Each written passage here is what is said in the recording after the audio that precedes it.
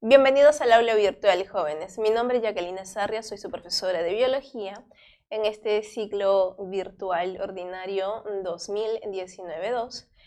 Y esta semana nos toca el capítulo número 2, donde vamos a ver los temas de virus, bacterias, parte de biotecnología y también remediación.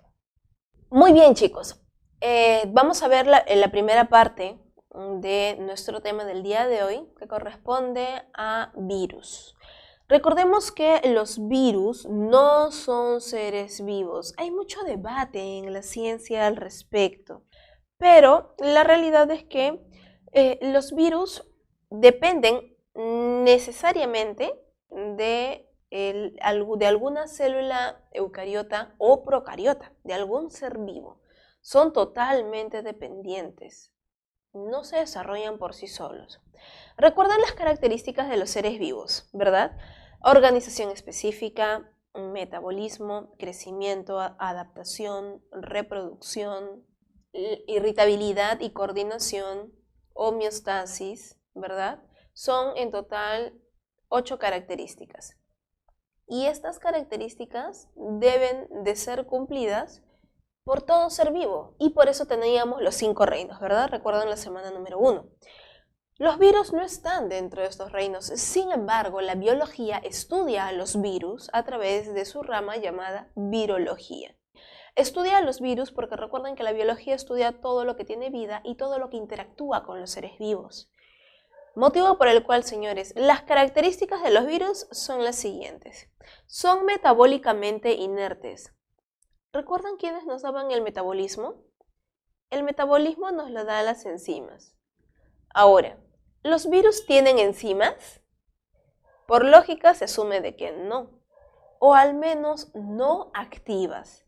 Tengan eso en cuenta. Hay algunos virus que sí tienen enzimas, pero sus enzimas se encuentran dormidas, no están activas. Esa es una característica sumamente importante, porque si te va a venir en el examen preguntas, por ejemplo, de verdadero o falso, ¿sí? Tú tienes que saber identificar esto. Si yo te digo que el metabolismo lo tenemos gracias a las enzimas y un virus tiene enzimas, por lo tanto no se asume por lógica, pero recuerda que en ciencia hay que razonar bastante. Y en ese sentido, la enzima, estando dormida, no tiene actividad. La enzima, para que tenga alguna actividad, tiene que estar despierta. Los virus que tienen enzimas, como el VIH, por ejemplo, sus enzimas se encuentran en letargo o están inactivadas o están durmiendo o como quieras llamarlo, pero se encuentran inactivas. ¿Cuándo es que se activan las enzimas del virus? Se activan únicamente cuando ingresan a una célula eucariota. Cuando ingresan a una eucariota, la célula eucariota tiene proteínas en su interior o tiene trazas que activan a la enzima viral. Y al activar a la enzima viral, ahí recién empieza a hacer el trabajo, ¿no? Pero dentro de la célula eucariota. Por eso se dice que estos son dependientes de una célula. Ellos se replican, no se reproducen. La replicación quiere decir hacer copias, hacer clones. Esto es replicar, no reproducción. Tienen un solo tipo de ácido nucleico, recuerden, o ADN o ARN, pero esto sí, nunca ambos a la vez. Siempre es uno o el otro. Nunca, chicos, nunca ambos a la vez. Esto es sumamente importante. Y son parásitos intracelulares, como ya les había mencionado, falta aquí escribirlo, obligatorios. Parásitos intracelulares obligatorios. Siempre dependen o de una bacteria o de una célula eucariota. Bueno, la bacteria la he dibujado muy grande, ¿no? Es tamaño de una mitocondria usualmente.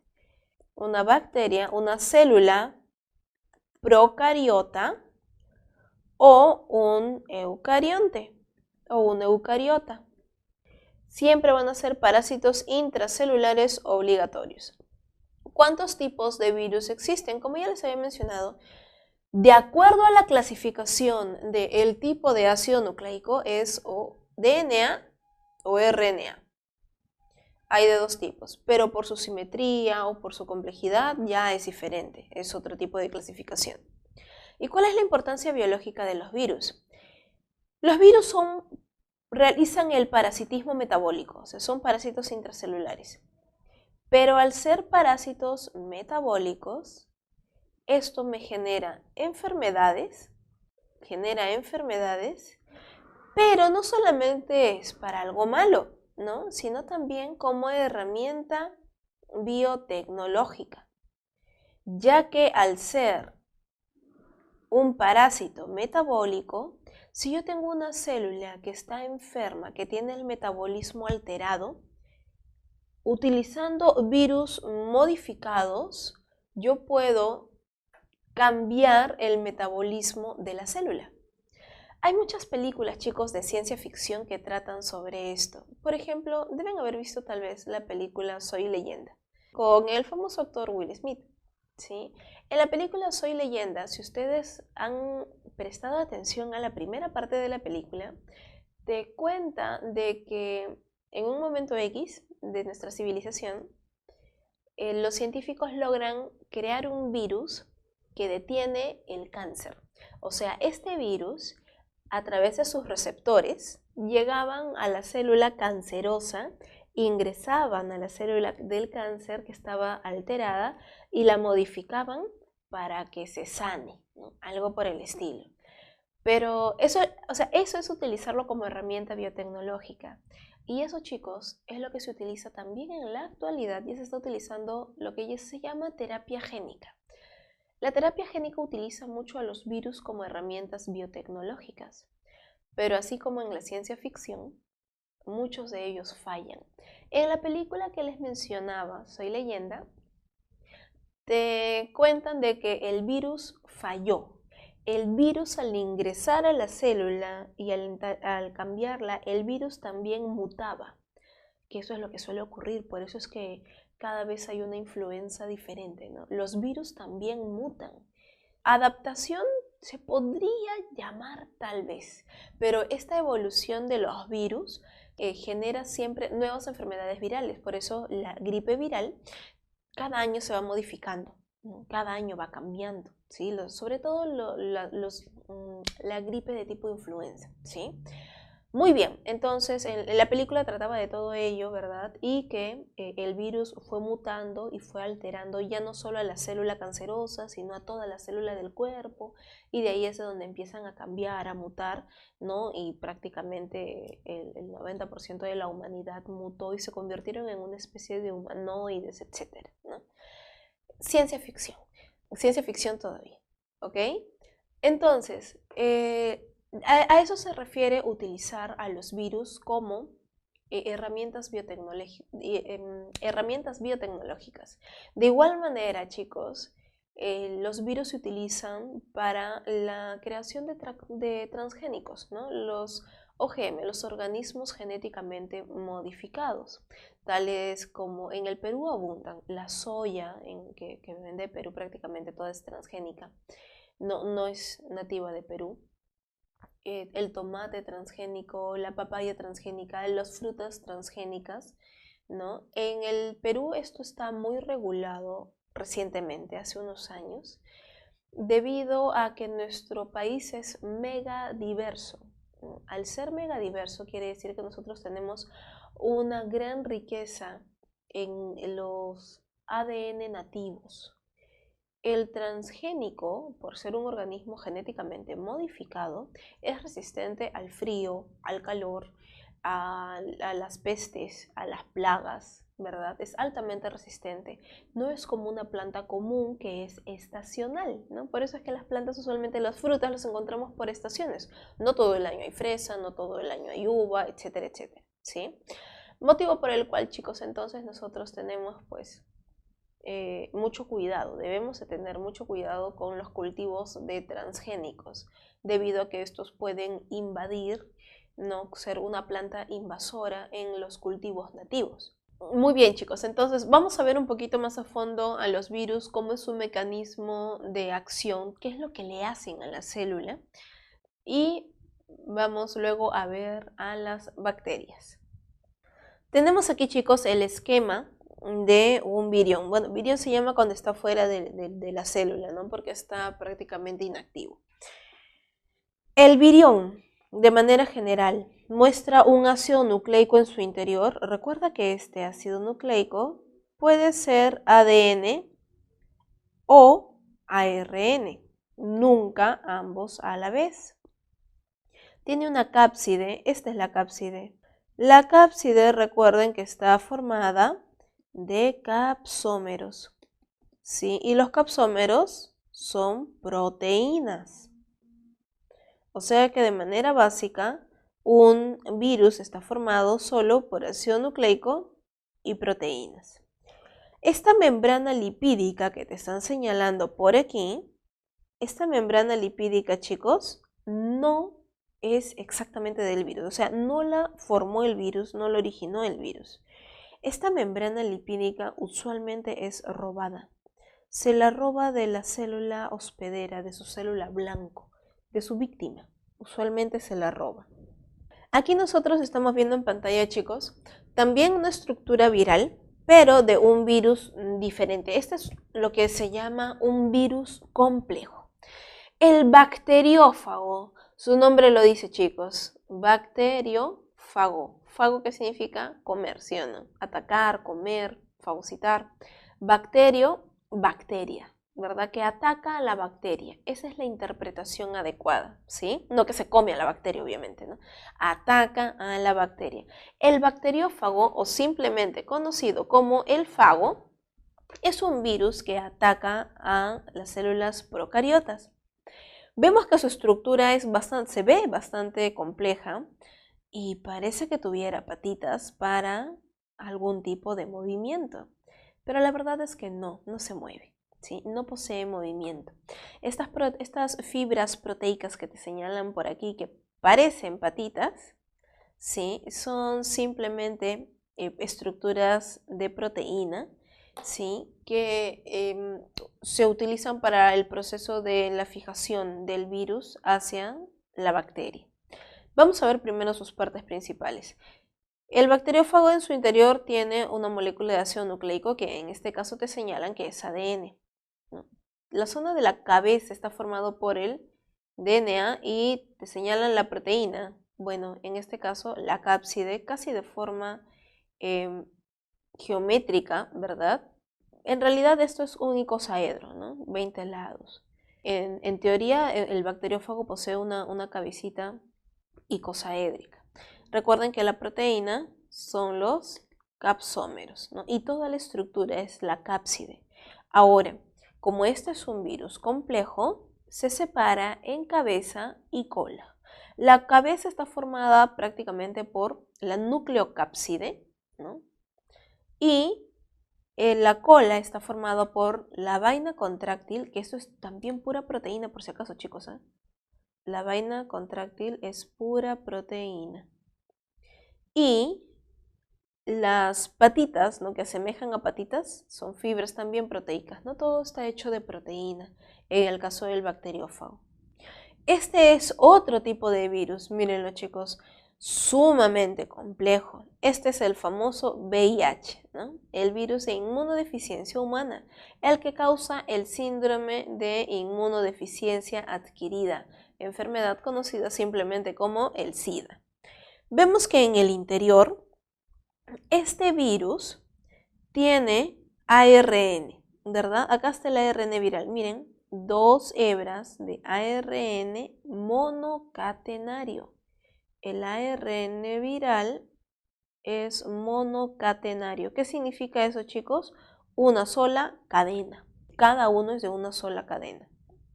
Vemos que tiene una proteasa, miren por aquí, ¿sí? Una famosa P12. Tiene también la nucleocápside que tiene proteínas P6, P7. Estos nombres, chicos, no los tienen que saber de memoria por si acaso, ¿sí? P6, P7, P12. la matriz proteica que tiene el nombre de P17, otra enzima, la integrasa, una P32, la cápside que tiene la proteína P24.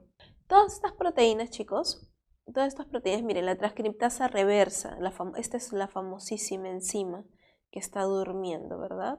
Y es muy importante. P66, P51. Estos nombres, chicos, de P con un numerito, es porque el virus del VIH obviamente ha sido estudiado muy a fondo. Ha sido caracterizado, ha sido estudiado y cada una de sus proteínas está registrada, ¿no? Numerada, estudiada, ¿sí? A eso se debe. No tienes que memorizarte. Los únicos numeritos que, digamos, deberías recordar son aquellos que son los receptores a nivel membranal, el GP120 y el GP41, ¿no?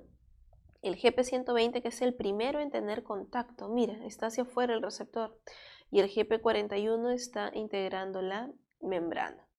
Recuerda que esta membrana, miren, bicapa lipídica, cuando a ti te señalen que un virus tiene una membrana, tiene una bicapa lipídica, tiene una envoltura, recuerden que esto usualmente es porque el virus se lo ha robado, ¿sí? Al momento de salir de su hospedero, al momento de la liberación, que es una etapa que la vamos a ver en unos instantes, ¿sí? Se lleva membrana de la célula y esto lo utiliza como un camuflaje. Lo va a utilizar como un disfraz para poder engañar a otras células y así poder ingresar más fácilmente. Lo vamos a ver a continuación en unos instantes. Primero vamos a ver cómo actúa el bacteriófago y luego veremos cómo actúa el VIH. Y por último, chicos, con respecto a las generalidades de los virus, ustedes tienen este cuadrito en su separata, ¿no? Con respecto a los tipos de virus RNA. Primero, virus RNA. Aquellos que tienen simetría icosaédrica, o sea, tienen una cápside de forma geométrica también, ¿sí? Un icosaedro de 20 lados, ¿no? Principalmente. Observamos aquí, por ejemplo, el virus de la hepatitis A, uno de los virus que genera diarreas, hepatitis C, rubiola, otro tipo de virus, como les mencionaba, que genera diarreas, y el famosísimo VIH. Aquellos que son de simetría helicoidal, el de las paperas, sarampión, el temido virus de la rabia que hasta el día de hoy no tiene cura, ojo, el resfriado común, el temido virus del ébola, el virus de la gripe. Y dentro de los grupos de virus DNA encontramos, por ejemplo, los parvovirus, el virus del papiloma humano, un virus extremadamente famoso en la población sexualmente activa. El virus del papiloma humano, conocido también como PBH, este es el virus que genera cáncer de cuello uterino, cáncer a nivel de genitalia, a nivel de tanto femenino como masculino, por cierto, que genera verrugas, ¿no? El famosísimo papiloma humano. Este virus, recuerden que atraviesa preservativo, por eso es que es tan famoso y tan exitoso en las personas sexualmente activas. Su contagio es muy común en realidad y peligroso, evidentemente. Acá tenemos otro virus de infecciones respiratorias, el virus de la hepatitis B, el virus del herpes y el virus de la viruela, que en teoría ya está erradicado. Chicos, si se han dado cuenta y lo analizan, miren, por aquí está hepatitis B y por aquí está el virus de la hepatitis A y la hepatitis C. ¿Qué creen que ocurre ahí?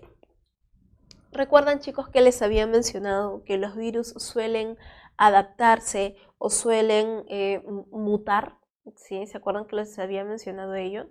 Lo que sucede, señores, es que los virus tienen una tasa también de mutación e incluso se llegan como a medio combinar un poquito con nuestro ADN.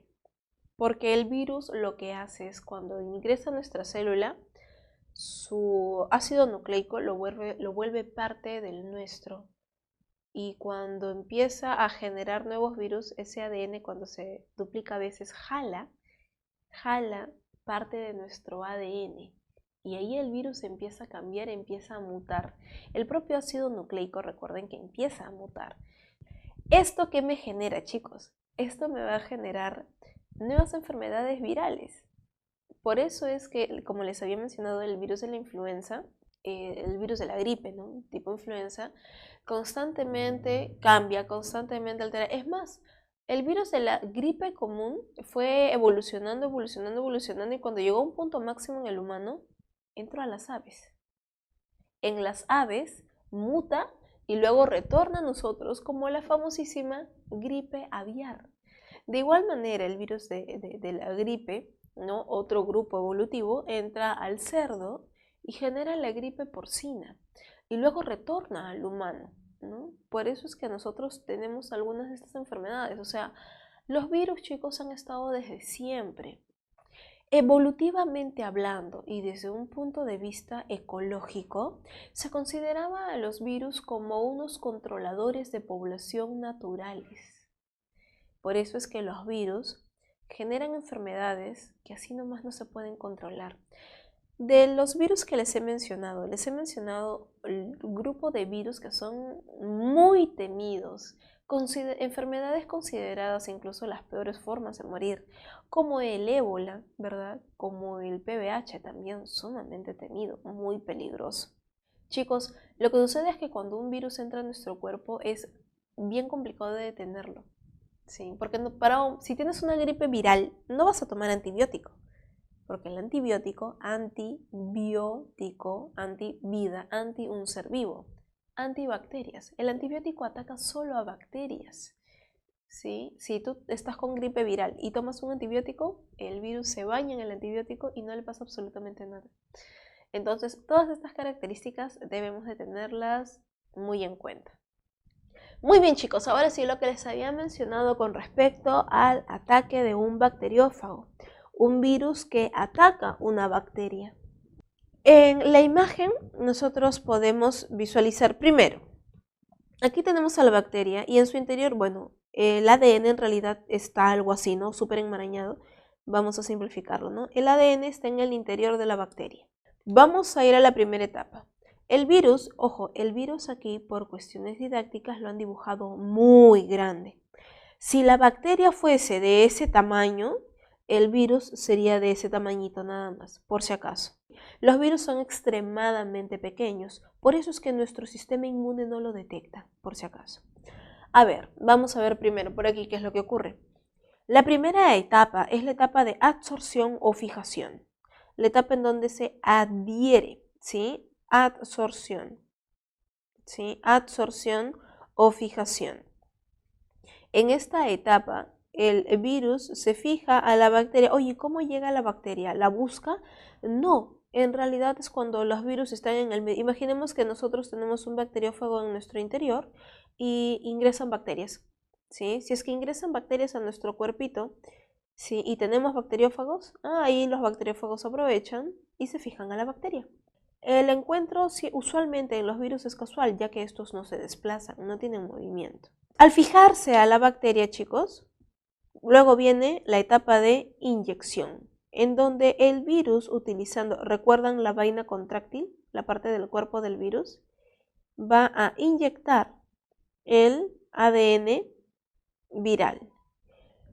Luego de inyectar el ADN viral, empieza a ocurrir la síntesis de las enzimas virales y replicación del material genético viral. ¿Y cómo es que ocurre esto? Se los explico de la siguiente manera. A ver.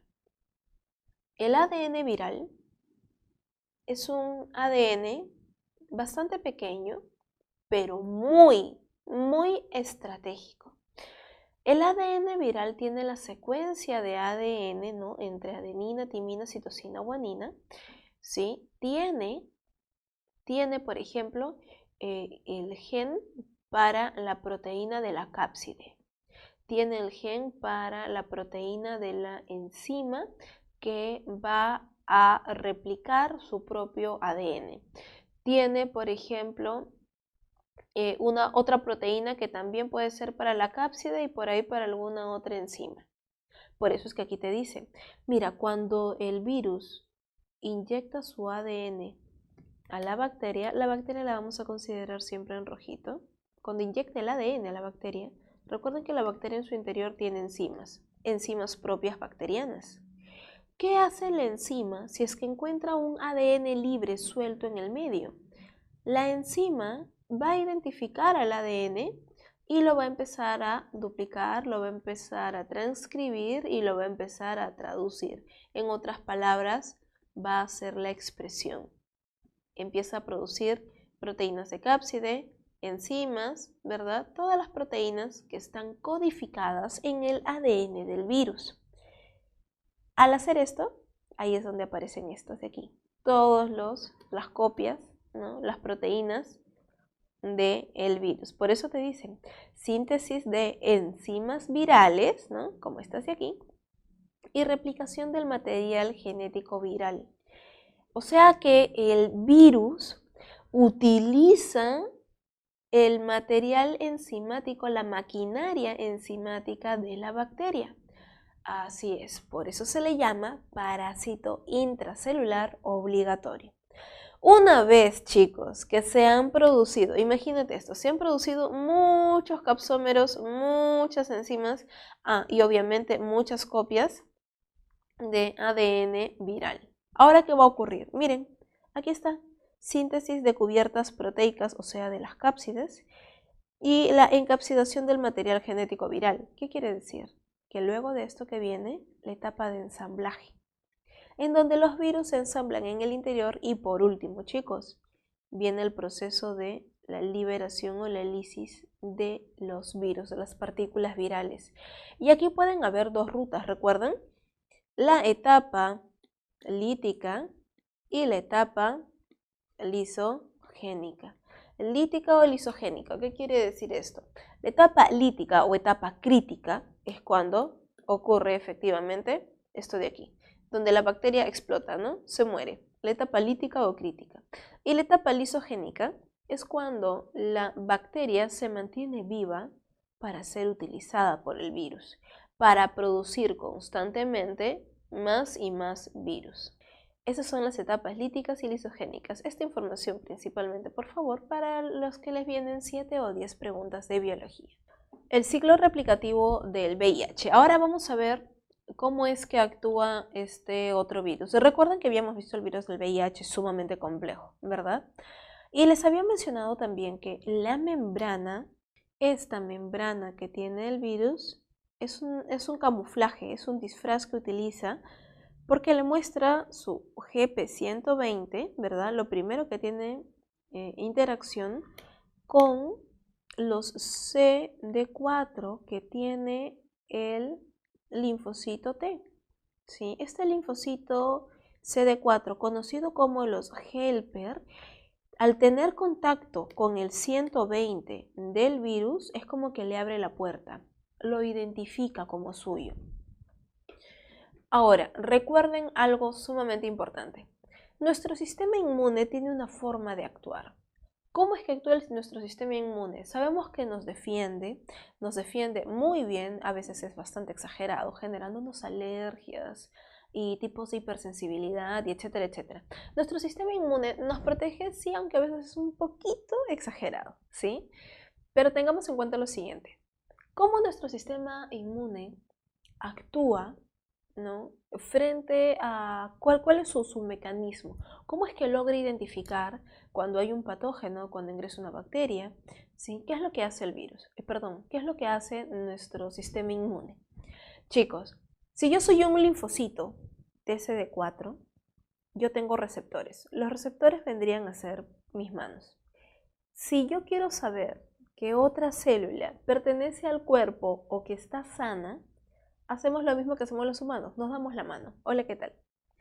El linfocito CD4 se acerca a otra célula para tener contacto receptor con receptor. Al tener contacto receptor con receptor, es como que las células se dan la manito y al darse la mano se identifican entre ellas y dicen, ah, ya, ok, sí estás bien. Si tú le das la mano a una persona enferma, si tiene la temperatura muy baja, vas a sentir su mano fría o sudorosa, ¿verdad? O un saludo muy débil, ¿sí? Tú identificas que la otra persona está mal. El linfocito CD4 es algo análogo, digámoslo de esa manera, en donde el linfocito CD4, al tener contacto sus receptores con otra célula, va a identificar si es que está bien, si es que está mal. Si es que está enfermito, el CD4 ¿qué hace? Es un helper, ayuda, ¿verdad? El linfocito TCD4 produce unas proteínas llamadas citoquinas, las cuales se las da a las células para que la célula se mejore, se recupere. Esa es la función, una de las funciones del helper, del CD4. Si yo fuera un CD8, un killer, ¿no? El asesino, el linfocito CD8 también tiene su receptor CD8, y con sus receptores toca a todas las células viendo, ¿no? Viendo que todas estén sanas. Si encuentra a una célula que está enferma, ¿no? Al tener contacto con esta, va a identificar que está enferma, simplemente retrocede, apunta y dispara. Literalmente, chicos, ¿eh? Porque el CD8, el killer, produce también proteínas, pero ya no citoquinas. Produce proteínas llamadas perforinas y hacen obviamente lo que su nombre dice, perfora. Perfora la membrana de las células, la destabiliza y estas estallan. Mata, por eso se llama killer. El killer no corre riesgos. El killer, si encuentra una célula que está mutando, una célula que va a generar cáncer, la agarra y la destruye. No tiene paciencia. En cambio, el helper, el CD4, obviamente la ayuda, ¿no? Esas son las diferencias, esa es la función. Nosotros vamos a tener nuestra clase de sistema inmune, ¿sí? Más adelante, pero es importante, muy importante, que desde ahorita sepan cómo funciona nuestro sistema inmune, porque ese mecanismo de identificación por receptor por contacto, ese mecanismo es del cual se aprovecha el VIH. Por eso es que el VIH, cuando viene y se acerca con su GP120, viene el CD4 del linfocito, y al tener contacto, el linfocito lo identifica como suyo, como parte del, oye, si yo te conozco, me eres familiar. Y por eso abre su membrana, se fusiona la membrana con la del virus, y la parte interna del virus, que es la cápside, con el ARN, el ácido nucleico viral, ingresan. Pero es una trampa, tal como se ve en la imagen. Tal como lo vemos aquí, chicos, miren. Esta parte de aquí, ¿ven? Esta fusión de las membranas que realmente ocurre es justamente porque el pequeño helper, ¿no? Ha sido engañado. Acá están los receptores CD4 que tienen contacto, como te había mencionado, con los GP120. Al tener contacto con su receptor, la membrana se abre, el linfocito le permite la entrada, y al ingresar, chicos, de inmediato, esta cápside que está aquí, la cápside se abre y vemos, miren, ¿quiénes ingresaron? Los ARN, ¿ven? 2 hebras de ARN monocatenarios. Y aquí este puntito que te están poniendo es la famosísima, vamos a dibujarlo por aquí, es la famosísima transcriptasa reversa. Y ella está durmiendo. Aquí está durmiendo, ¿verdad? Pero cuando ella entra y tiene contacto con el citoplasma eucariota, el citoplasma del linfocito, esta enzima, señores, se activa. Al activarse la enzima, chicos, ¿qué es lo que va a hacer? Por algo se llama transcriptasa reversa. ¿Qué es lo que hace? Convierte el ARN en ADN. Por eso aquí te ponen lo siguiente. Miren, en el paso número 1 te dicen acoplamiento y fusión de la membrana. Paso número 2, transcripción inversa. ¿Qué quiere decir esto? De la ARN a ADN. ¿No? Se llama transcripción inversa porque lo usual que ocurre en la célula es que el ADN pase a ARN, no al revés, ¿no? Por eso aquí se llama transcripción inversa. Obtenemos ahora un ADN de doble cadena. ¿De dónde salió? De las 2 hebras monocatenarias de ARN. El ARN, voy a ponerlo por aquí, tenemos las 2 hebras de ARN. Gracias a la actividad de la retrotranscriptasa o transcriptasa inversa, estos ARNs ahora se van a convertir en ADN. Pero señores, no cualquier ADN. Miren, esta hebra de aquí se convierte en esta cadena de ADN y la otra viene y lo complementa. Y ahora este ADN, chicos, ¿a quién se parece? Al ADN humano, ¿verdad? Aquí está, miren, el ADN humano, el ADN de la célula. Esa es la estrategia que tiene el virus. Y ahora el ADN de doble cadena llega hasta el núcleo de la célula. Aquí está el núcleo, ¿lo visualizan? ¿Sí? Llega hasta el núcleo de la célula y el ADN vírico se va a integrar. Paso número 3, integración. Aquí está el ADN viral, miren, y aquí está el ADN humano. Se vuelve parte de y sigue utilizando las enzimas de la célula, del linfocito y también las propias enzimas que ya puede utilizar. Por eso el paso número 4 es la transcripción. ¿Transcripción de qué? De las proteínas virales. La transcripción del ARN viral y también de ahora las proteínas virales. Paso número 5, la traducción. Se obtienen nuevas proteínas víricas. Y estas proteínas víricas luego pasan al paso número 6, que no se ve por acá, acá está el 6. Ensamblaje. En el interior se ensambla, miren, todos los capsómeros forman la cápside, el ARN viral que estaba por aquí, ven, va a formar parte del interior, ¿sí? Ahí están las enzimas y ahora esta parte interna sale, pero miren, robándose membrana. Paso número 7, la salida de los viriones, y este proceso se realiza por gemación.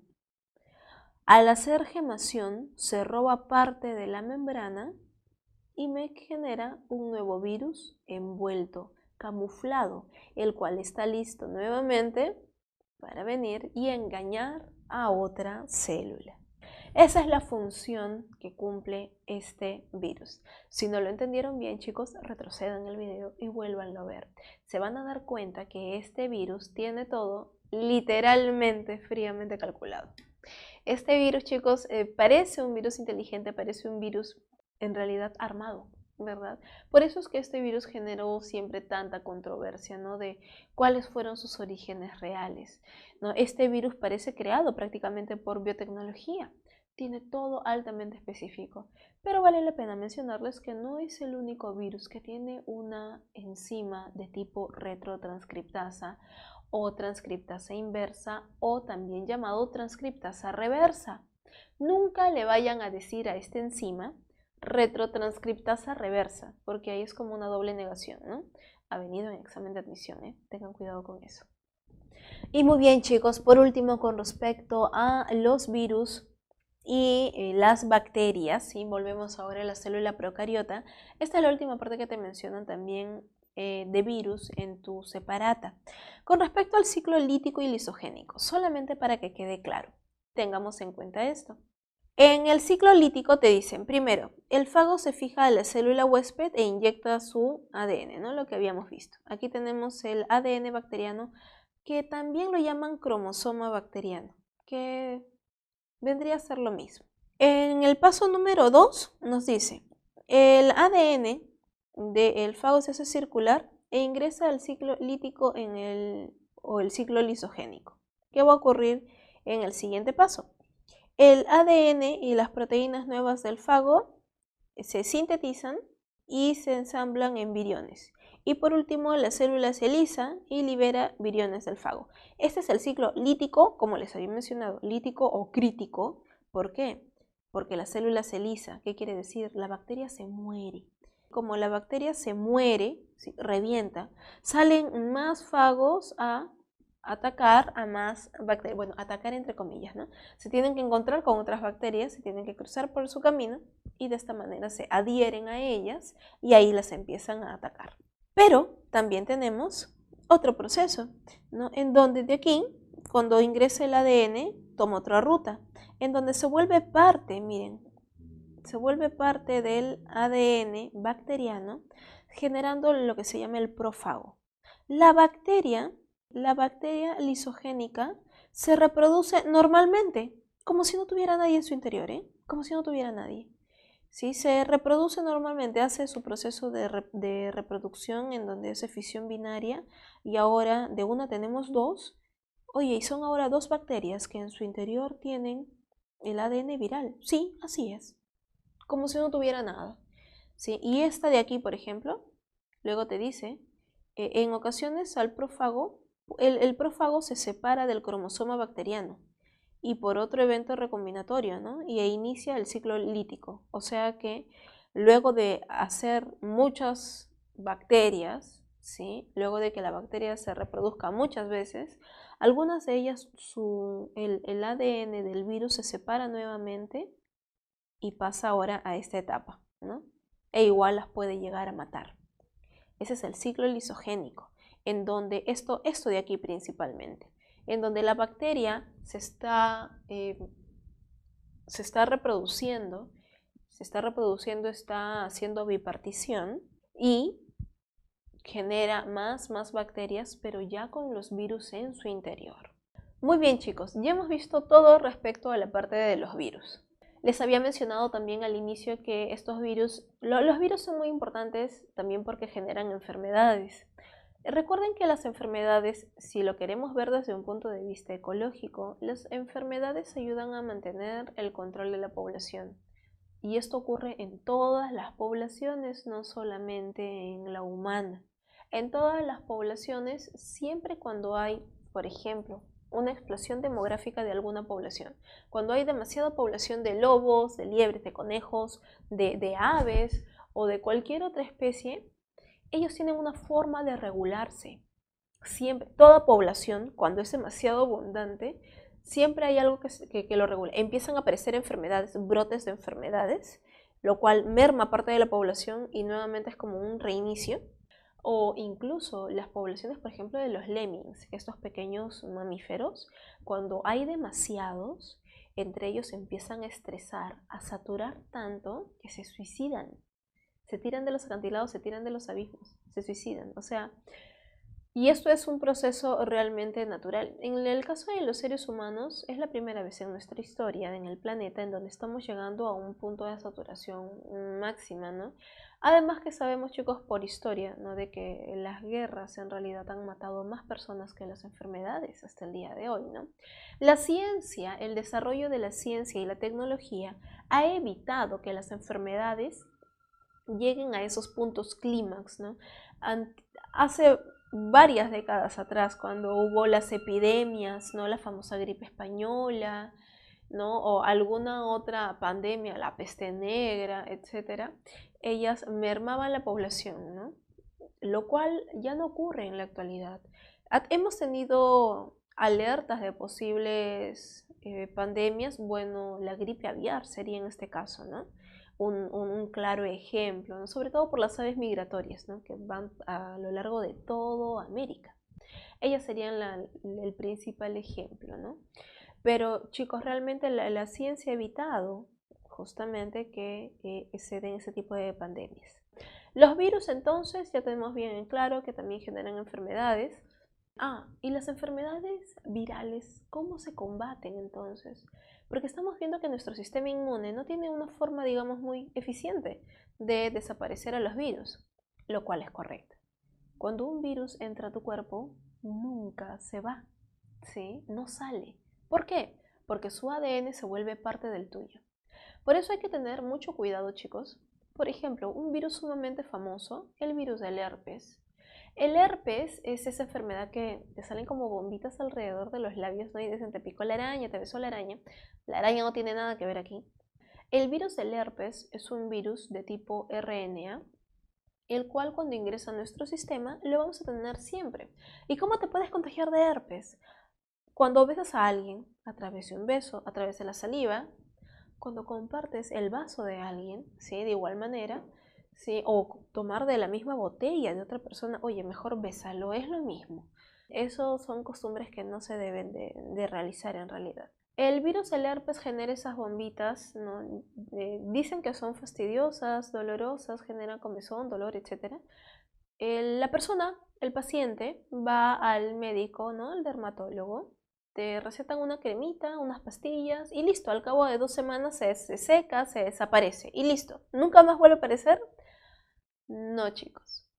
Al cabo de tal vez unos meses, tal vez un año, o en el momento en que tú estés recuperándote del resfrío o cuando estés inmunosuprimido, quiere decir triste, estresado, deprimido o que simplemente, por ejemplo, estés con la hemoglobina baja, en ese momento los virus que tú tengas en tu interior que se mantienen inactivos, nuevamente se empiezan a replicar.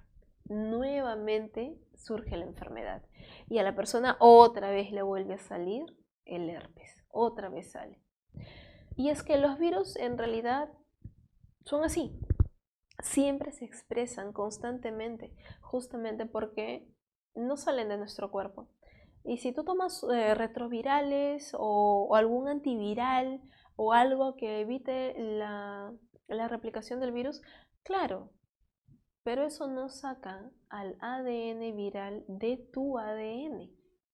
Los virus forman parte de nuestro ADN. ¿Cuántas enfermedades virales has tenido en tu vida?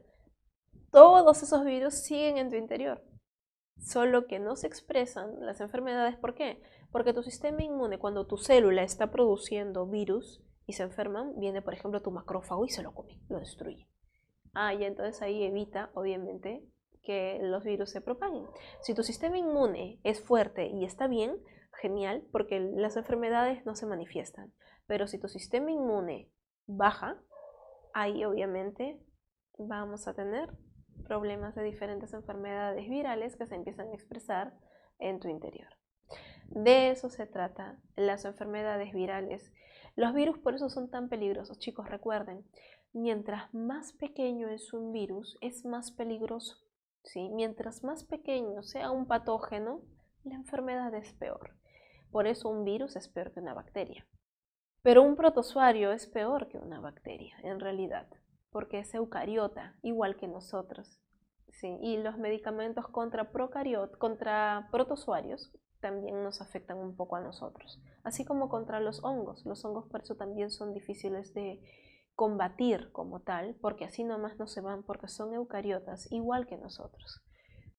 Y por último, chicos, con respecto a los virus como bacterias, como herramientas biotecnológicas, como les había mencionado, ¿sí? Cuando el virus actúa como una herramienta biotecnológica es gracias, obviamente, al desarrollo de la ciencia, ¿no? En donde a un virus tú, al crearlo en laboratorio, lo insertas con un ADN específico y este va hacia una célula, le inyecta el ADN y ahora ese nuevo ADN es parte de esta célula. Así es como se han realizado los organismos genéticamente modificados que te había mencionado al inicio de la clase. Ahora ya conoces el mecanismo. Los virus pueden ser utilizados no solamente para lo malo, sino también para cosas buenas. Recuerden que los transgénicos, la creación de los transgénicos, chicos, fue con una buena intención. La buena intención de los transgénicos fue alimentar a África, alimentar a un continente en donde pueden tener en zonas. ¿Tú sabes qué? África no es un desierto para nada. África es una sabana. Has visto Madagascar, ¿verdad? Definitivamente tiene selva, tiene hermosos paisajes, así como Sudamérica.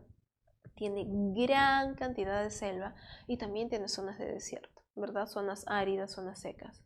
Justamente en estas zonas es en donde se querían plantar plantas, no valga la redundancia, se quería tener plantas resistentes al suelo árido, poca agua, resistentes a plagas, etcétera, etcétera. Una super planta, ¿sí? Y que éstas produzcan alimentos.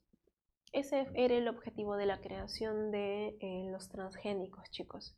Pero al darse cuenta, obviamente, de la productividad, de la alta tasa de producción y obviamente temas económicos, también se utilizaron ya para otras cosas, ¿no? La ciencia en realidad es así. La ciencia no es mala. La ciencia tampoco siempre va a ser utilizada solo para cosas buenas, eso nosotros lo sabemos por historia. Recuerden que el problema del ser humano no está en su bomba atómica, sino en su corazón. Recuerden que la bomba atómica fue creada en realidad para, la bomba atómica como tal se basa en un principio en donde se quería generar electricidad, energía gratuita para todos, pero mal utilizada fue la bomba atómica, ¿verdad? En el caso de los transgénicos de igual manera, se fueron creados para generar alimentos en zonas de poca producción agricultora, pero en la actualidad también se utilizan para una mayor producción económica, ¿no? Hay de todo, chicos. Así que recuerden, nosotros en ciencia tenemos un dicho. La ciencia nunca nos dice lo bueno, lo malo, ni lo humano, pero siempre dice la verdad. Eso es la ciencia. ¿Sí, chicos? Continuemos con la clase. Presten atención. Ya, muy bien, chicos. Entonces, recordemos que la palabra célula no viene de celda, gracias a el famoso Robert Hooke, ¿no? Desde 1965. ¿Sí?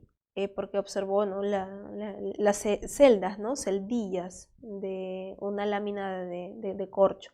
Recordemos que aparte de ellos, ¿no? También tenemos al famoso Leeuwenhoek, que fue contemporáneo con Hooke en realidad. Él realiza detalladas observaciones de células animales y vegetales y descubrió todo un mundo de microorganismos, protozoarios y bacterias. Y no podemos dejar de mencionar aquí al famoso Leeuwenhoek, por favor. Él fue contemporáneo con Hooke también, utilizando un microscopio simple. Ojo, Leeuwenhoek él mismo hizo su propio microscopio, ¿eh? Él lo hizo y logró observar células animales y vegetales. Pero recordemos que no se dispuso de buenos microscopios, ¿no? Hasta más o menos principios del siglo XIX y se pudieron observar obviamente muchísimas más células. El principio de la teoría celular, uno de estos postulados, se atribuye obviamente a Sladen-Schwann. Matthias Sladen era un botánico y Theodor Schwann un zoólogo.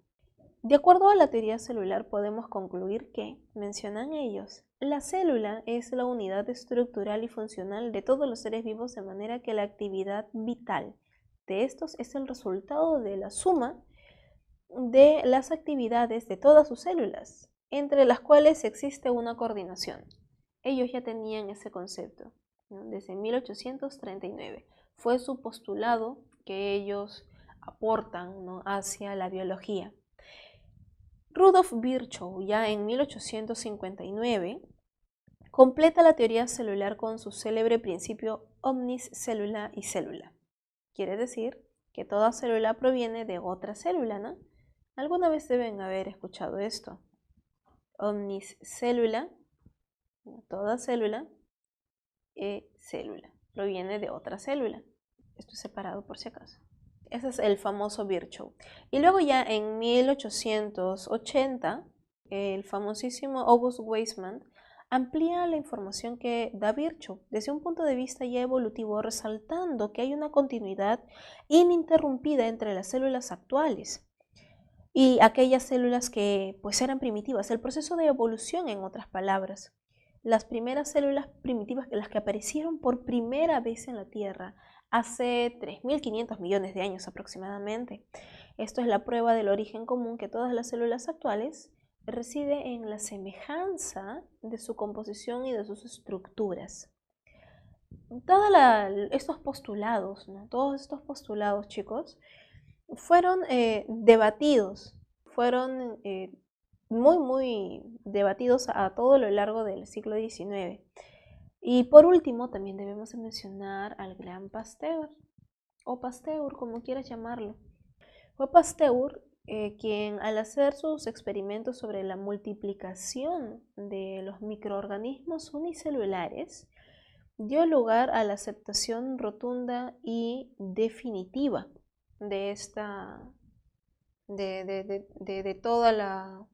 todos los postulados, ¿no? Y de August Weismann, que toda célula viene de otra célula, sí, efectivamente, y August Weismann, que hizo la parte, tuvo un punto de vista ya desde las células primitivas que una viene de otra y de otra y de otra y evolucionando y todo, ¿no? Muy bien, chicos. Entonces, de manera general, de esto se trata la teoría celular que ustedes deben de tener en cuenta. Ahora, la célula como tal ya les había mencionado, ¿verdad? ¿Cuál es la diferencia entre procariotas y eucariotas? Recuerda que la procariota es muy pequeña, generalmente, porque hay de diferentes tamaños y formas. Generalmente una bacteria es el tamaño de una mitocondria, mientras que una eucariota, mucho más grande, ¿verdad? Con un núcleo. Puede ser una célula vegetal, puede ser una célula animal, puede ser una célula de un honguito o puede ser un protozoario. Y en el caso de las bacterias, estas tienen diferentes formas, los vamos a ver en unos minutos. Puede ser forma de bacilococo, ¿no? Diplococo, diplobacilo, etcétera, etcétera, etcétera. Y en el grupo de las arqueas, esto es muy importante. Las arqueas son conocidas también como las arqueobacterias. Ellas se caracterizan porque son los organismos más antiguos de nuestro planeta. Entre ellas tenemos las famosísimas metanógenas. Las metanógenas son aquellas que viven en condiciones de metano. ¿Conoces el Che4, verdad? El metano. Metano, chicos, metano, propano, lo recuerdan tal vez por química orgánica, ¿sí? Y si no, te explico. El metano es un gas tóxico. Es el gas que se obtiene de la descomposición de la materia orgánica. ¿Alguna vez han escuchado de estos procesos de hacer compost de manera natural y luego lo sacan como con una campana y todo el gas que sale lo utilizan luego para la cocina? Eso es metano, el gas metano. Lo que nosotros utilizamos en la cocina, ¿alguna vez has prendido la cocina y el olor del gas? Ese es el gas propano. Es tóxico, ojo, también es tóxico. Huele de una forma bastante desagradable. El metano huele peor y también es sumamente tóxico. Sin embargo, en ese ambiente de toxicidad, ahí viven las metanógenas. Encontramos también las halófilas. Halo viene de sales aloideas, ellas viven en alta concentración de sal. Y las termoacidófilas son conocidas también como las bacterias volcánicas. Termo, mucha temperatura, acidófilas, alta concentración de ácido, ¿verdad? Y también elevada temperatura. Esas son las termoacidófilas, ¿sí? Hay otras más, por si acaso. También tenemos a las radiófilas. ¿Quiénes son ellas? Aquellas que viven en ambientes altamente radioactivos. Por ejemplo, en las zonas de Hiroshima y Nagasaki pueden haber bacterias ya adaptadas, ¿no? a la alta radiación. Chernobyl también de igual manera. Pero si hablamos de arqueobacterias, estas son más antiguas obviamente que estos accidentes o de estos actos terribles, ¿no? en la humanidad. Las radiófilas son aquellas bacterias que han sobrevivido a la radiación que ha habido a lo largo de nuestro planeta. Recuerden que no siempre hemos tenido una atmósfera como la que tenemos ahora, una capa de ozono como la que tenemos ahora, ¿no? Entre otros procesos que han conllevado millones de años. Cuando hablamos de arqueobacterias, estamos hablando de justamente bacterias sumamente antiguas, ¿no? adaptadas a un medio realmente extremo en donde ningún otro organismo podría vivir. Por ejemplo, en el caso de las halófilas, estas bacterias viven en el famoso Mar Muerto. El Mar Muerto recibe este nombre porque no hay ningún ser vivo visible al ojo humano, ¿sí? en esas aguas. El mar es extremadamente salado. Si tú tomas un pez del océano, de agua salada, y lo tiras al Mar Muerto, se va a morir deshidratado por el exceso de sal. Recuerdan, ¿no? Medio hipotónico, hipertónico de la semana pasada. Ese pececito obviamente moriría deshidratado, lo que ya habíamos visto. Las halófilas son bacterias imposibles de ver a simple vista y que fueron descubiertas en el Mar Muerto, viviendo en alta concentración de sal. Obviamente, chicos, estas bacterias tienen un metabolismo diferente al nuestro, con concentraciones de sales y nutrientes diferentes también al nuestro. Muy bien. Pueden haber otras arqueas por si acaso, si es que en algún momento en alguna pregunta de ECO te mencionan que hay un grupo de bacterias, un grupo de arqueobacterias con nombre que tú no conoces o que no te hayamos mencionado, si la premisa te lo dice, pues considéralo correcto. Ahora vamos a ver, chicos, a la célula procariota en todas sus generalidades, a las bacterias. Pueden tener forma variada, pueden ser de coco, bacilococo, como te había mencionado, o simplemente bacilos. Los famosos espirilos, sí, o espiroquetas también, como por ejemplo Treponema pallidum, que es la bacteria, el patógeno que genera la sífilis, ¿no? O en forma de vibrio o coma, por ejemplo, el famoso Vibrio cholerae, si se escribe de esta manera, ¿no? Cholerae. Su estructura tiene componentes principales, componentes accesorios, no vamos a ver la membrana, vamos a ver toda la parte interna. Su reproducción, que es siempre de manera asexual, no nos olvidemos eso. ¿Por qué asexual? Porque no intervienen gametos. Su nutrición, que puede ser de acuerdo a la fuente de carbono o a su fuente energética. La clasificación de las células procariotas son en arqueas y eubacterias. Las arqueas que ya las acabamos de ver y las eubacterias conocidas como las bacterias modernas, ¿no? Las clamidias, los espirilos, los vibrios, los micoplasmas, ¿no? Entre otros. Y vamos a ver también la importancia de las bacterias, son sumamente importantes, chicos. ¿Para qué? Para biotecnología. Ejemplo de esto, si yo tengo por aquí una bacteria, miren, vamos a ponerlo así nada más, ¿ok? Y tengo por aquí un virus, pero este pequeño virus, este virus internamente ha sido genéticamente modificado y el virus en su interior contiene ADN humano, por ejemplo, para síntesis de la proteína insulina. La insulina sabemos que es una hormona proteica reguladora de la glucosa en la sangre. Si este virus inyecta su ADN y este ADN se forma como parte del ADN de la bacteria, ahora esta bacteria va a reproducirse y vamos a tener muchas bacterias que tienen el ADN humano para la insulina. ¿Y qué van a hacer estas bacterias? Obviamente, con las enzimas bacterianas, gracias a las enzimas bacterianas, la bacteria va a empezar a producir insulina. Esta insulina humana luego se obtiene, se extrae, se purifica y ahora se envasa.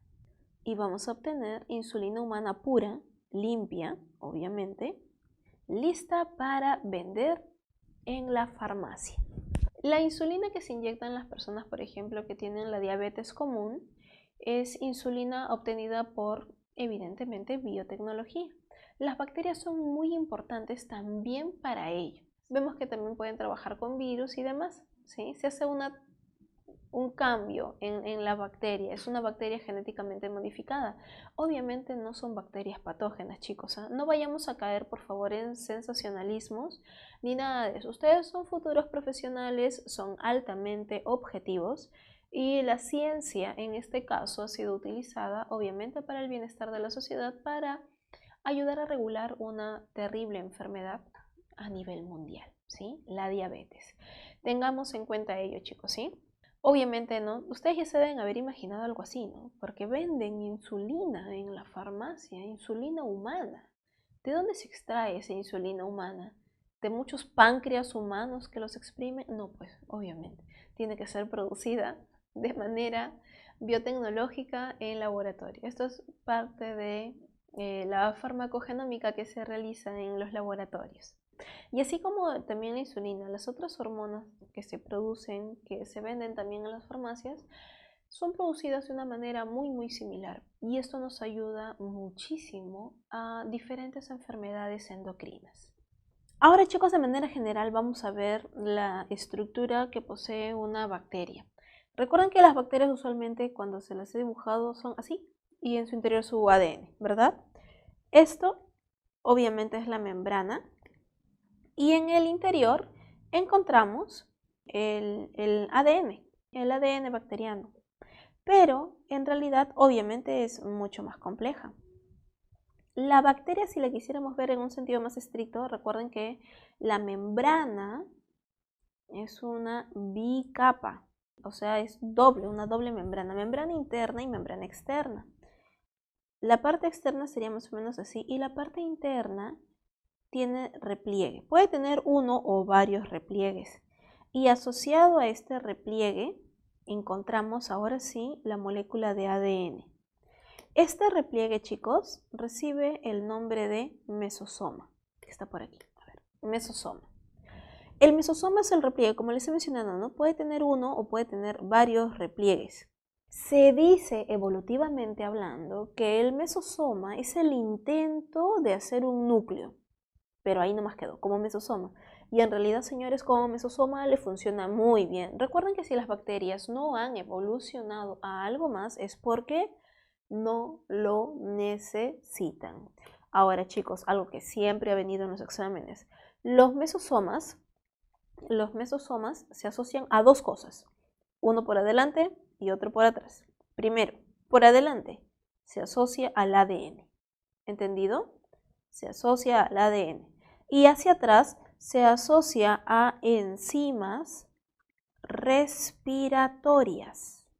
Se asocia a enzimas respiratorias, no se olviden de eso. El mesosoma tiene que ver entonces con dos cositas, ADN y enzimas respiratorias. Por aquí lo apunto, ¿sí? Para respirar, listo. Vamos a encontrar también en el interior de la bacteria, obviamente, ribosomas para la síntesis de proteínas, no se olviden, ribosomas para generar proteínas. ¿Qué es lo que nosotros, a ver, por aquí te están señalando de ribosomas, miren, ¿ven? Recuerden que estos ribosomas son del tamaño 70S, 70 unidades de sedimentación, ¿sí? Bastante pequeños. Encontramos internamente, allá, algunas recuerden que tienen un plásmido. ¿Qué es el plásmido? El plásmido es una pequeña secuencia de ADN, pero no cualquier ADN. El plásmido, chicos, tiene genes estrategas. Son genes altamente estratégicos que le permiten a la bacteria reactivarse o generar resistencia a antibióticos. O sea, son genes que pueden incluso pasar de una bacteria a otra. Esa es la función real del plásmido. Lo vamos a ver más adelante. En su interior, algunas bacterias pueden tener también pigmentos fotosintetizadores. Eso es en el caso de las bacterias, obviamente fotosintéticas, ¿no? Las que son similares a las microalgas. Pigmentos, ya. Pigmentos fotosintetizadores, ¿no? Como les había mencionado, similar a microalgas fotosintetizadoras, ¿no? Bacterias, las verdeculadas, ¿no? Entre otras. Internamente en la bacteria no encontramos nada más. Recuerden que la bacteria no tiene citoesqueleto, ¿verdad? No tiene una estructura muy compleja en realidad. No lo necesita, es por eso. Las inclusiones que te mencionan por aquí. Estas inclusiones pueden ser, por ejemplo, inclusiones de glucógeno, pueden ser inclusiones de glucógeno, pueden ser inclusiones minerales o de algún otro, del glucógeno, recuerden que es el polisacárido energético, ¿no? Así como hay almidón, también glucógeno, y en este caso la gran mayoría de bacterias almacena glucógeno como inclusiones, como fuente energética. Te mencionan la membrana interna. Ahora, pasamos hacia la parte externa. Hacia la parte externa te señalan, por ejemplo, la pared celular. La pared celular puede estar formada por peptidoglucano principalmente, pared celular de péptidoglucano. Tiene fimbrias conocidos también como pilis, ¿sí? Fimbria o pili. Y por último, flagelo. Puede tener un solo flagelo, puede ser una monótrica, puede tener varios flagelos, puede tener flagelos a ambos lados. Vamos a ver en unos minutos la clasificación de acuerdo a la posición de los flagelos. Pero esta es la estructura simple y sencilla de una bacteria. Por aquí en este cuadrito podemos ver las diferentes formas que tiene una bacteria.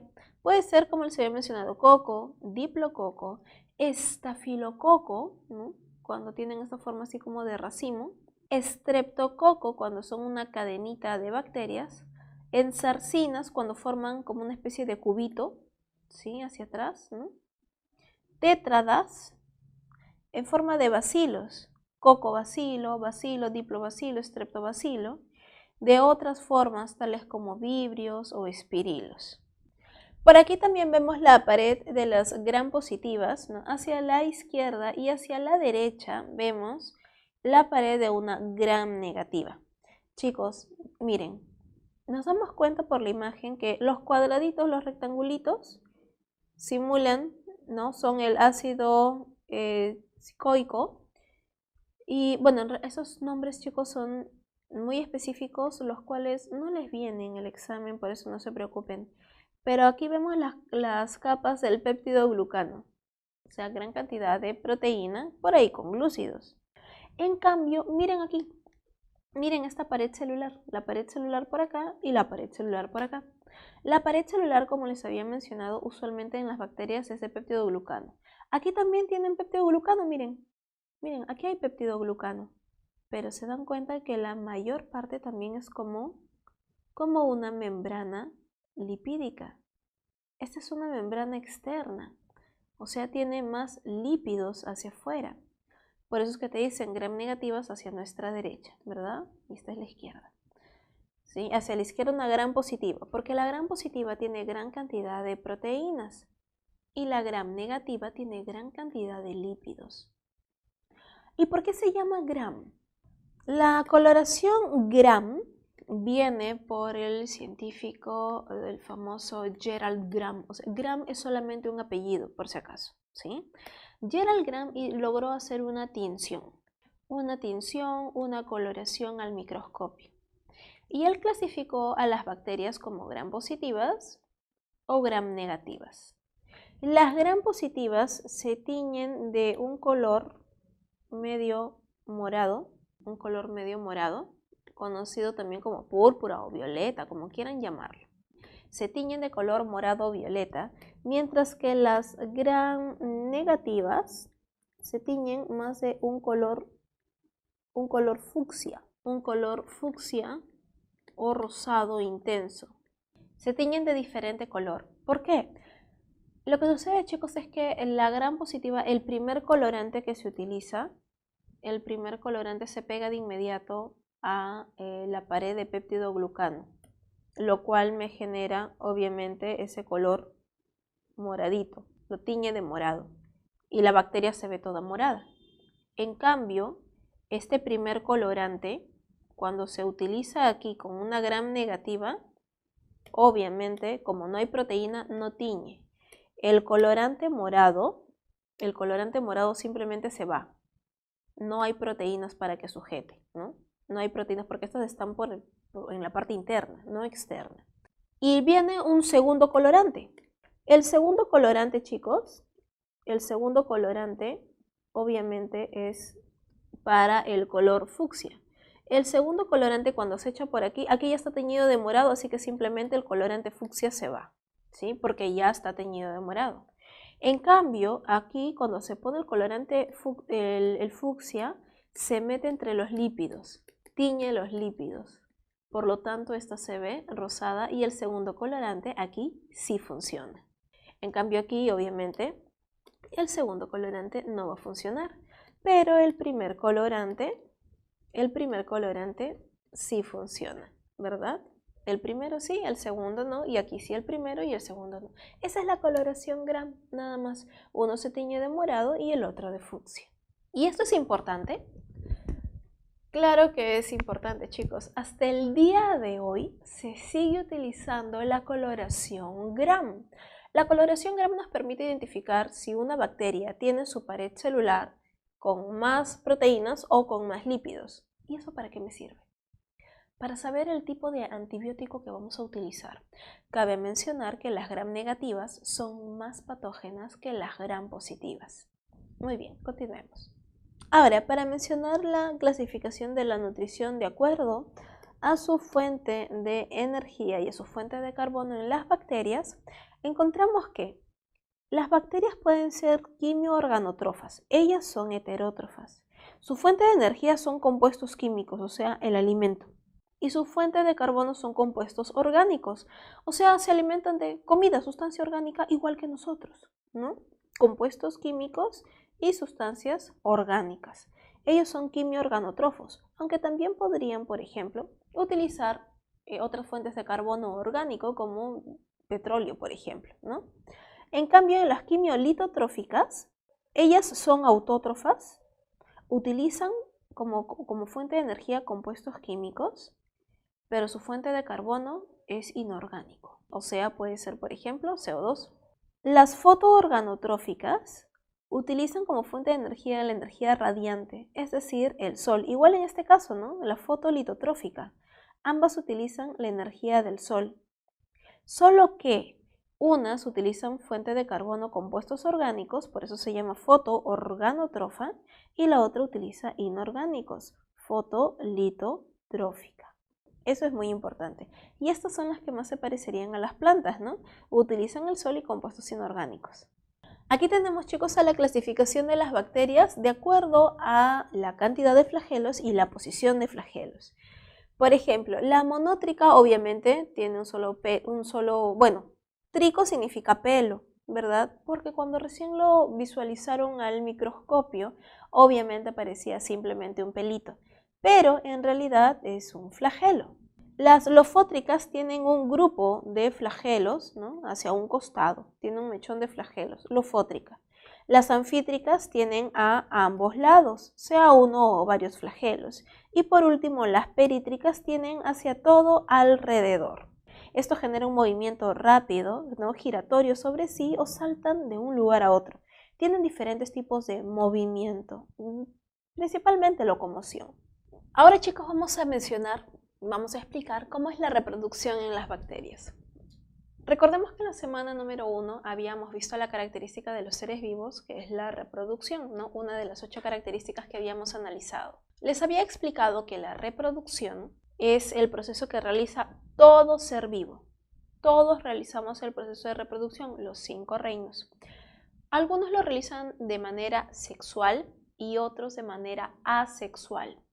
La manera asexual o la manera sexual en realidad no tiene nada que ver que haya hembra macho o que sean hermafroditas o no, no tiene nada que ver el contacto sexual o la cópula, no, ¿sí? No se trata de eso la reproducción sexual o asexual, implica simplemente la presencia de gametos.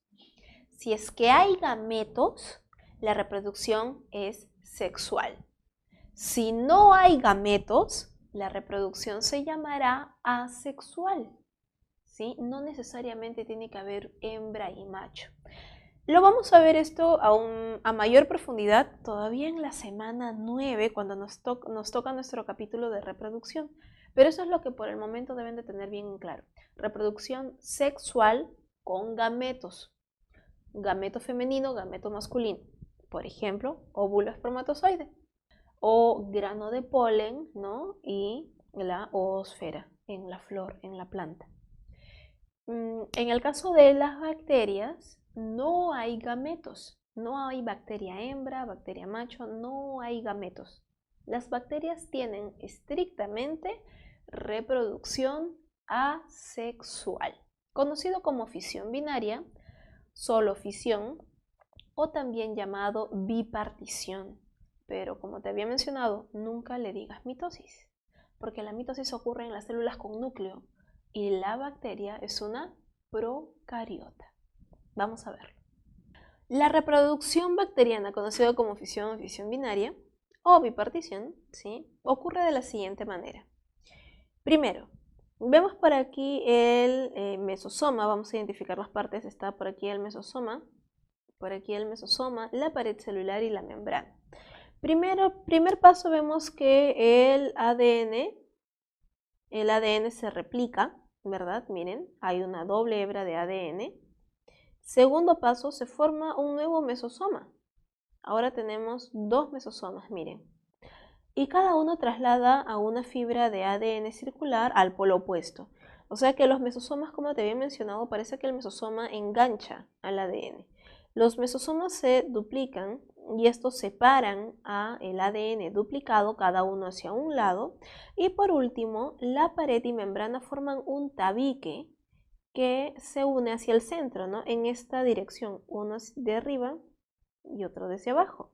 Ahora, esto de aquí se conoce también como el septo o tabique. Y por último, ¿no? Se terminan de separar y ahora tenemos dos células, dos bacterias, ¿sí? Se da la separación de las famosas células hijas. Ahora, chicos, muy importante. Cuando nosotros tomamos un antibiótico, por ejemplo, la penicilina, esta ataca directamente a la pared celular, a la polimerización, a la producción, ¿no?, de pared celular y membrana. Aquí es donde ataca un antibiótico, pero específicamente la penicilina. ¿Recuerdan que hay diferentes tipos de antibiótico? Sí, hay diferentes nombres, ¿verdad?, en todo el mercado farmacéutico. Muchos de ellos tienen diferente función. Por ejemplo, algunos atacan directamente al ADN bacteriano, otros atacan la pared, otros atacan la membrana, dependiendo qué tipo de bacteria estamos hablando. Por ejemplo, si nosotros habláramos de los micoplasmas, por ejemplo, Mycobacterium tuberculosis. Los micoplasmas son el grupo de bacterias más pequeñas de todo el reino Monera, el reino de las bacterias, ¿sí? Los micoplasmas son extremadamente pequeños porque no tienen pared celular. Por eso es que un antibiótico común no le hace nada a un paciente con TBC, a un paciente con tuberculosis. Por eso es que el tratamiento de la tuberculosis es tan complejo en el sentido que es muy estricto.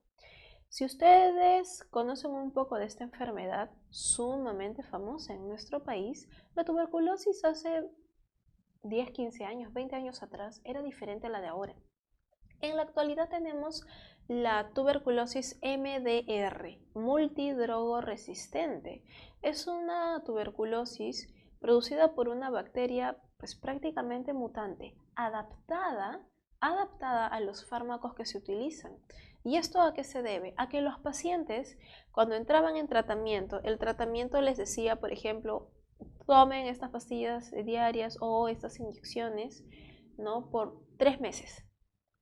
Pero lo típico que hacemos los peruanos, una de nuestras malas costumbres, ¿no?, de manera general, es el hecho de que empezamos un tratamiento y cuando ya nos sentimos bien, nos sentimos mejor, ya no quiero tomar pastillas, no, que no, ahí sí hacen daño, ¿no? Ahí sí.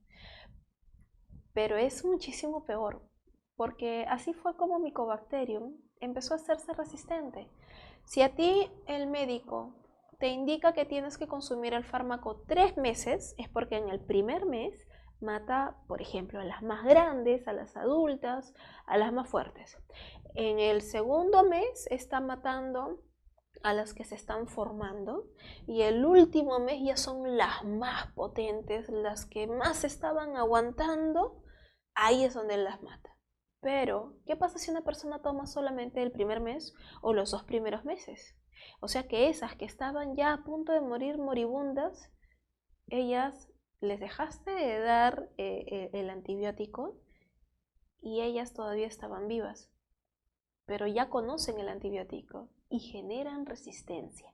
Esa es la capacidad que tienen las bacterias, una capacidad de adaptación en realidad.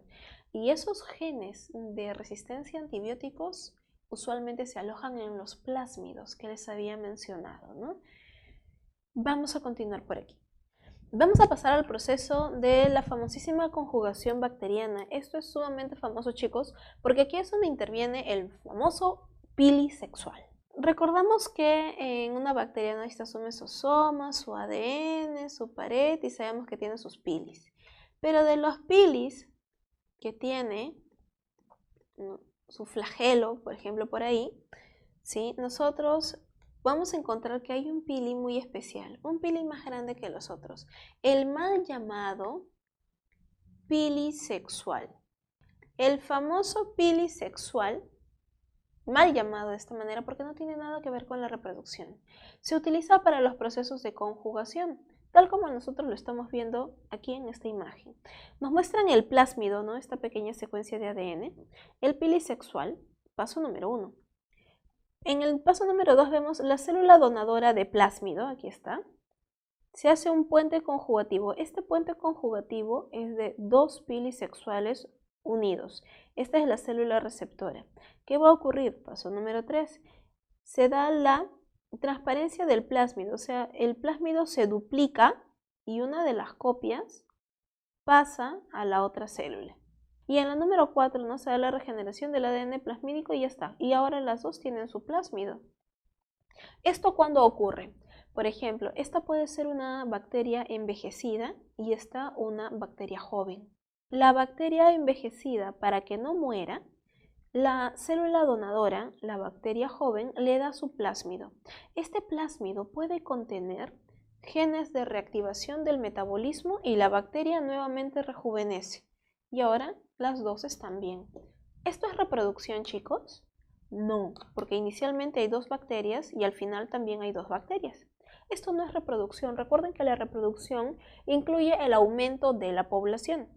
Eso es lo importante. En la conjugación es simplemente una estrategia, en realidad una temida estrategia que tienen las bacterias, ¿no? Temida, ¿por qué, chicos? Porque no solamente se van a pasar genes para el rejuvenecimiento metabólico, sino también se pueden pasar genes de resistencia a fármacos, a antibióticos. Y obviamente eso es lo más peligroso para los humanos. Y por último, chicos, aquí vemos el proceso que les había mencionado de lo que es la transducción. En el paso número 1 vemos el ADN, ¿no?, de un fago templado que penetra en la célula bacteriana. ¿A qué se le llama un fago templado? Fago, el template, que se llama también en inglés, quiere decir que es un fago activado listo para adherirse, listo para ya atacar o penetrar a la bacteria. A eso se refiere. Ingresa el ADN del fago ya que está ya adherido a la bacteria. El ADN del fago se integra al ADN de la célula huésped y se queda como un profago, ¿verdad? Este término ya lo habíamos visto. En el paso número 3 te mencionan cuando el profago se hace lítico, el DNA bacteriano es degradado y se producen nuevos fagos que pueden contener algo del DNA bacteriano. Miren, aquí está mezclado el DNA del virus con el DNA de la bacteria.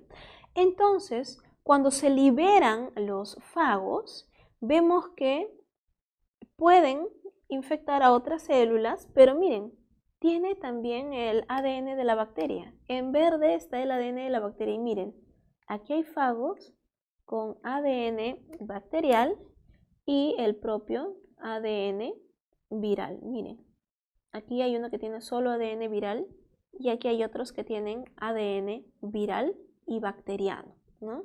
En el paso número 5, cuando uno de estos infecta, ahí está, el ADN viral con el ADN bacteriano, infecta a una nueva bacteria, ahora esta bacteria va a tener ADN viral, ADN de otra bacteria y va a tener su propio ADN. Entonces, ¿qué estamos viendo? Que los genes bacterianos introducidos a la nueva célula huésped se integran en el ADN de esta última. Se convierten ahora en parte del ADN bacteriano y se duplican junto a ella. O sea, vuelve nuevamente a generar más.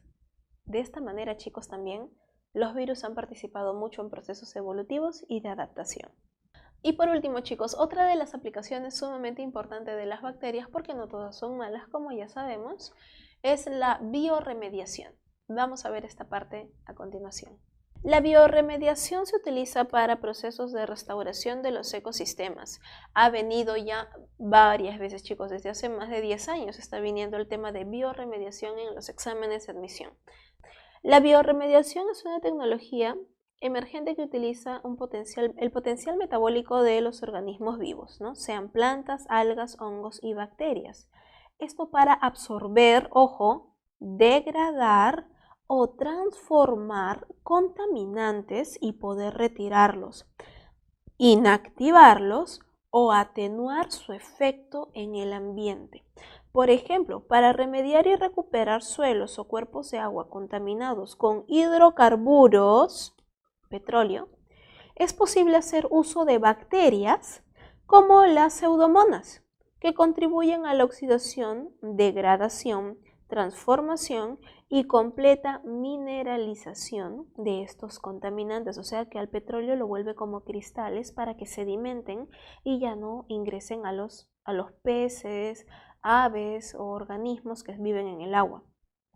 Permite de esta manera la restauración ecológica de los ecosistemas. ¿Recuerdan que habíamos visto algunas bacterias que degradaban petróleo?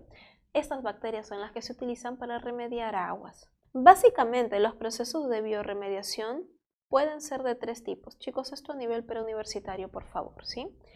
Primero, la degradación enzimática, en donde se utilizan enzimas con el fin de degradar sustancias nocivas.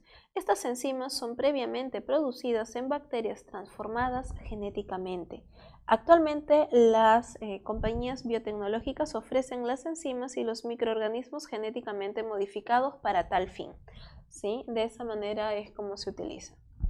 En la remediación microbiana se refiere al uso de microorganismos directamente hacia el foco de contaminación. Estos microorganismos pueden ya existir en el medio, ¿no? O pueden provenir de otros ecosistemas, en cuyo caso deben ser inoculados en el sitio contaminado. Por ejemplo, hay hongos, hay bacterias que pueden degradar con relativa facilidad petróleo y sus derivados, benceno, tolueno, acetona, pesticidas, herbicidas, éteres, alcoholes simples, entre otros. Los metales pesados como uranio, cadmio, mercurio, no son biodegradables, estos más bien se acumulan. El cadmio reemplaza al calcio en los huesos y los hace añicos, los destruye, los hace extremadamente frágiles. Y el mercurio es veneno, es un tóxico terrible para nuestro cuerpo y de todos los seres vivos en general. Pero las bacterias pueden concentrarlos de tal manera que luego puedan ser eliminados más fácilmente. Estas características también pueden lograrse por ingeniería genética. Y por último, chicos, la fitorremediación. Se utilizan plantas para limpiar ambientes contaminados. Este tipo se encuentra aún en desarrollo y se aprovecha la capacidad que tienen algunas especies vegetales de absorber, acumular y tolerar altas concentraciones de contaminantes como por ejemplo metales pesados. Se han encontrado, chicos, plantas que acumulan hasta mercurio, compuestos orgánicos y radioactivos incluso. Las ventajas que ofrece la fitorremediación frente a procesos descritos anteriormente son bajo costo, rapidez con el que pueden llevarse a cabo ciertos procesos degradativos. Pero señores, aunque esto suene muy bonito, nosotros tenemos que entender lo siguiente. La fitorremediación sigue en desarrollo porque imagínate una laguna que tiene gran cantidad de relieve minero, de oro, es decir, que tiene de una mina de oro todos sus relaves, sus contaminantes, que tiene plomo, tiene arsénico, tiene mercurio, todo eso está en la laguna. Y se quieren utilizar algas o algunas leguminosas que son de estas, las plantas tienden a tolerar y almacenar bastante todo lo que hay en el suelo, sea bueno o sea malo, ¿sí? Entonces, imaginemos que toda la laguna la llenamos de leguminosas flotantes y estas absorben todos los metales. Listo, perfecto. Ya está, limpiamos. Ahora, ¿qué hacemos con todas esas plantas que están repletas de contaminantes, de minerales y demás? Pues no las podemos hacer ensalada, porque de lo contrario, todo va a ingresar a los organismos, ¿no? A los otros animales o lo que sea.